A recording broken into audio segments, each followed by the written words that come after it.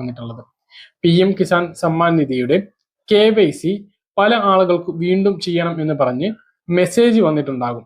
ചില ആളുകൾക്ക് മെസ്സേജ് വന്നിട്ടുണ്ടാകില്ല. അതുകൊണ്ട് തന്നെ സ്റ്റാറ്റസ് പരിശോധിച്ച് അത് ചെയ്യണമോ എന്ന് പരിശോധിക്കേണ്ടത് അത്യാവശ്യമാണ്. ഇല്ല എങ്കിൽ അടുത്ത ഗഡു മുടങ്ങിയേക്കാം. PM കിസാൻ വെബ്സൈറ്റിൽ ആധാർ നമ്പർ ഉപയോഗിച്ച് ലോഗിൻ ചെയ്തതിനു ശേഷം ഫാർമേഴ്സ് കോർണർ എന്ന ഭാഗത്ത് ക്ലിക്ക് ചെയ്തുകൊണ്ട് സ്റ്റാറ്റസ് പരിശോധിക്കുക. ഈ സ്റ്റാറ്റസിൽ നമ്മുടെ KYC ചെയ്തിട്ടുണ്ടോ ഇല്ലയോ എന്ന് മനസ്സിലാക്കാൻ കഴിയും. KYC റിക്വസ്റ്റ് വന്നിട്ടുണ്ട് എങ്കിൽ വീണ്ടും ഈ KYC നടപടികൾ പൂർത്തീകരിക്കണം.